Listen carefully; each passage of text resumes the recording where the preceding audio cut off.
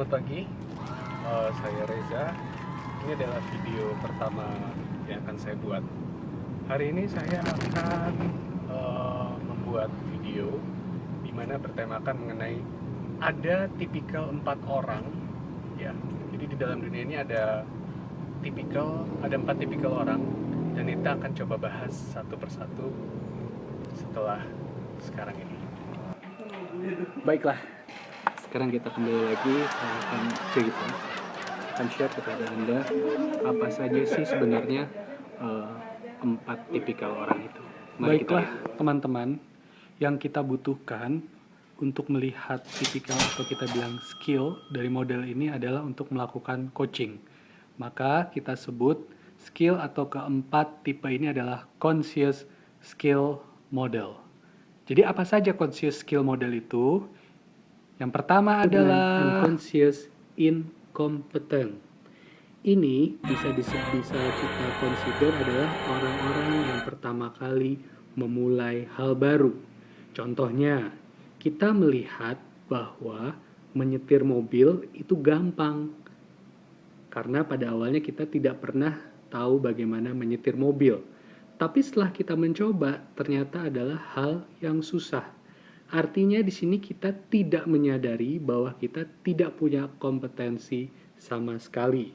Nah, dalam hal ini, kalau Anda menemukan orang yang seperti ini, jadi kebutuhan coachingnya adalah menyadarkan mereka betapa pentingnya untuk selalu belajar dan mencoba dan mencoba lagi. Berikutnya adalah conscious incompetence.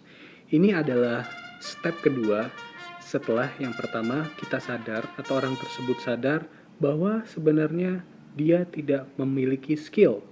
Sehingga setelah dia menyadari bahwa dia tidak memiliki skill, berikutnya dia akan lebih berusaha keras untuk berlatih. Nah, orang-orang seperti ini, skill yang kita bilang conscious unskill ini, kebutuhan untuk mengcoachingnya adalah memberikan banyak dorongan.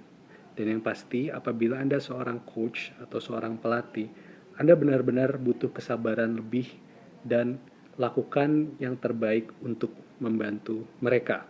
Contohnya adalah pada saat bisa memulai menyetir, Anda sudah bisa memasukkan gigi dan sudah mulai berjalan pelan-pelan.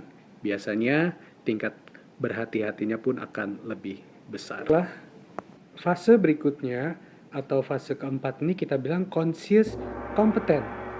Pada saat pertama mereka sadar bahwa sebelumnya mereka tidak kompeten, dan setelah mereka berlatih, ternyata dengan berlatih semakin lama semakin gigih, jam terbang lebih banyak, sehingga mereka akhirnya sadar bahwa mereka memiliki kompetens. Nah, seperti pada saat Anda menyetir mobil, Anda sudah mulai mahir di perapatan, di lampu merah, bagaimana Anda menyusul mobil.